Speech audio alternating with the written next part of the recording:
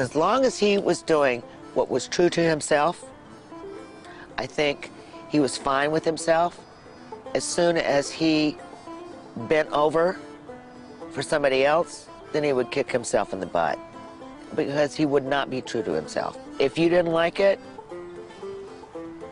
he is really fighting for the underdog. That's why he lived in Mexico. He lived in his motorhome at Paradise Cove in Malibu. He was a defiant one. Je sais pas, ce film-là, il y a des trucs de mise en scène que je kiffe, moi, que j'adore. Et pourtant, Dieu sait qu'il est inégal. Hein. Nous allons en parler. Attention, film sérieux.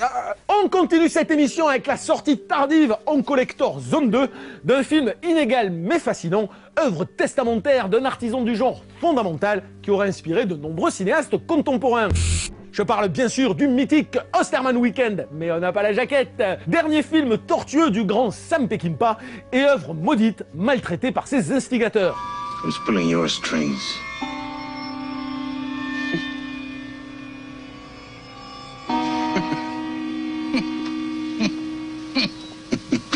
Cinéaste badass par excellence, dont la violence chorégraphiée comme marque de fabrique aura souvent suscité une incompréhension hargneuse. Le cinoche de Peckinpah ne se résume pas à ses ralentis, ça ne se résume pas au final de La Horde sauvage, ça se résume pas au final de Guet-apens, même si c'est jouissif, tu vois, la question elle est pas là. C'est un élément de sa filmographie, tu peux pas l'occulter, mais c'est pas le truc principal. Et figure subversive d'un système qui aura eu du mal à digérer son regard désenchanté sur la nature humaine, Peckinpah fait partie de ces rares metteurs en scène grande gueule dont la carrière compte une grande majorité de chefs-d'œuvre. Coup de feu dans la Sierra, La Horde sauvage, Les chiens de paille, Pat Garrett et Billy the Kid, Apportez-moi la tête d'Alfredo Garcia, Croix de fer et j'en passe.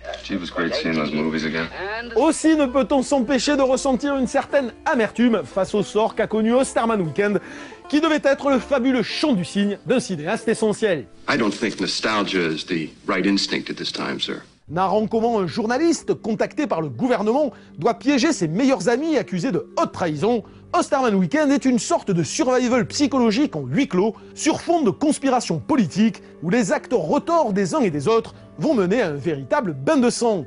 Un concept au potentiel énorme, d'autant que Peckinpah étoffe ce canevas d'une réflexion visionnaire sur les dérives de la télévision et l'avènement de la vidéosurveillance, préfigurant, au moment même où le Vidéodrome de Cronenberg en proposait une perspective horrifique, le devenir voyeuriste d'une société dont le libre arbitre s'aliénera dans la consommation d'images manipulées. Sit down.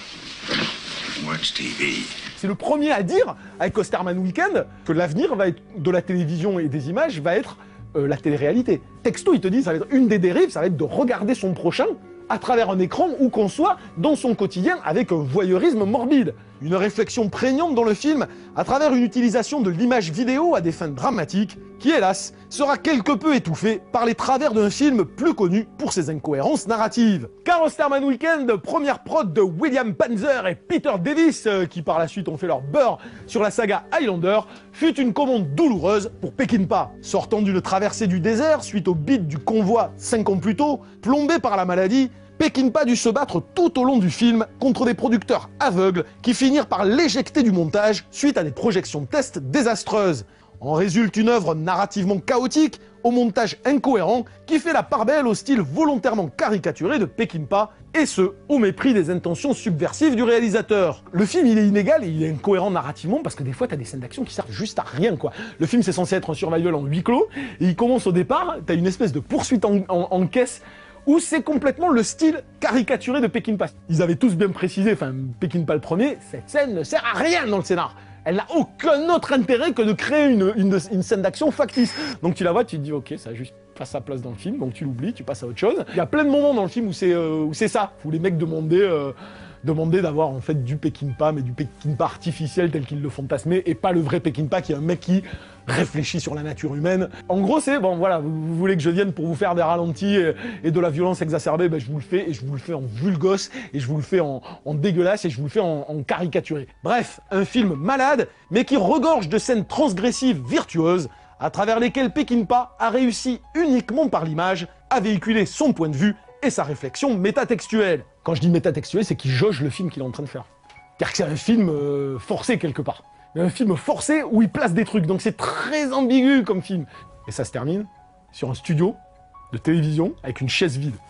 Et c'est Peckinpah qui te fait. Maintenant, c'est un autre monde qui commence. Je me casse. Une œuvre impérative pour tout cinéphile qui se respecte donc, d'autant que ce double DVD, non content de proposer des featurettes intéressantes, contient le premier montage voulu par le réalisateur. Rien que pour ça,